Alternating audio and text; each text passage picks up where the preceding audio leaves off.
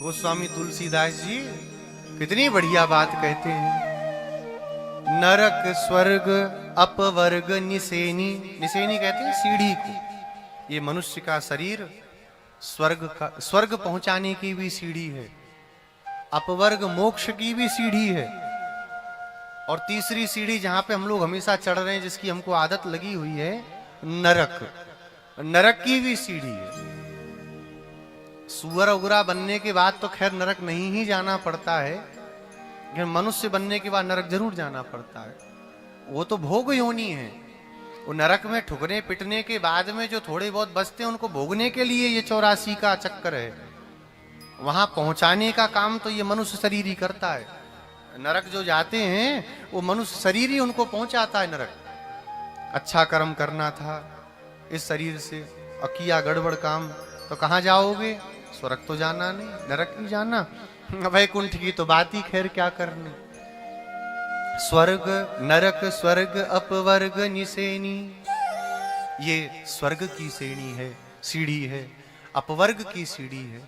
जहां चढ़ करके जाना चाहो इस मनुष्य शरीर से हम चढ़ करके जा सकते हैं। बड़े भाग मानुष तन पावा, बड़े भाग्य से ये मनुष्य का शरीर मिलता है। सुर दुर्लभ सब ग्रंथ निगावा, देवताओं को भी दुर्लभ है ये मनुष्य का शरीर। देवता भी पता भगवान से कहते हैं, महाराज ऐसा है बहुत दिन हो गए देवता बने बने, अब हमें मनुष्य बना दीजिए, भारत में कहीं किसी कोने में मनुष्य बना दीजिए। भगवान कहते हैं भैया क्या करोगे मनुष्य बन के? बोले महाराज देवता बन के जो नहीं कर सकते वो हम मनुष्य बन के कर लेंगे। क्या नहीं कर सकते देवता बन के? बोले देवता बन के मोक्ष का कोई उपाय हम नहीं कर सकते, देवता बन के भोग योनि है, भोग ही भोग सकते हैं। जैसे नरक जाने वालों को 84 लाख में सुअर कुत्ता गधा बन करके भटकना है, ऐसे स्वर्ग वालों को भी आना है। अंतर क्या है कि नरक वालों को कष्ट मिलता है और स्वर्ग वालों को सुख मिलता है, बाकी मिलना दोनों को 84 लाख ही है। भगवान कहते हैं क्षीणे पुण्ये मर्त्यलोकम विशंति, बहुत बड़ा भोग भोगते हैं स्वर्ग में। और जब कोई स्वर्ग जाता है तो क्या होता है? बोले एक बढ़िया माला पहना देते हैं गले में, उसे खूब सुंदर सी, वो मुरझाती नहीं है, और बड़ा तेजस्वी माला, खूब खुशबू निकले, जिधर से वो जाता है वहीं से खुशबू खुशबू। तो सारे देवता देखते हैं वाह वाह वाह भाई नए देवता हैं, कितने पुण्य करके आए, कैसी बढ़िया माला है। जब 6 महीना बचते हैं पुण्य खत्म होने में, स्वर्ग से नीचे पटकने में, तो वो माला मुरझाने लगती है। और जब मुरझाती है तो वो रोता है बेचारा, सब चिढ़ाते हैं, अरे खूब खुशबू फैलाते घूमते थे, अब जाओ देखो वहीं गिरोगे वो मनुष्यों के बीच में, जाओ जाओ मलमूत्र का शरीर मिलेगा तुम्हें, खूब तेजोमय शरीर में रह लिए।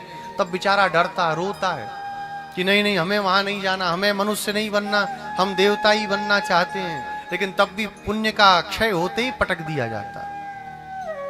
वो स्वर्ग में भी सुख नहीं है, जैसे यहां सुख है कम है, ऐसे वहां बहुत ज्यादा सुख है, बस इतना ही तो अंतर है। बाकी दोनों जगह पर ईर्ष्या द्वेष राग कष्ट सब है। वहां पे कष्ट बहुत हल्का सा है, यहां जैसे सुख बहुत थोड़ा सा है, ऐसे वहां दुख भी बहुत थोड़ा सा है स्वर्ग में। बस वहां सुख की प्रचुरता है, यहां दुख की प्रचुरता है। भूलोक में, इस भूमंडल में और स्वर्ग में इतना ही अंतर है।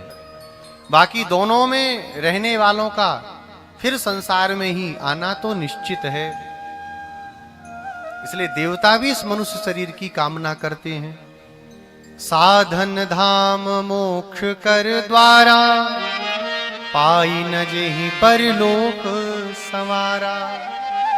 इस मनुष्य शरीर को पाकर के भी अगर भगवान की कथा नहीं सुनी, भगवान के चरित्रों को नहीं सुना, भगवान का नाम संकीर्तन नहीं किया, तो फिर ये मनुष्य शरीर प्राप्त होना हमारा व्यर्थ हो गया।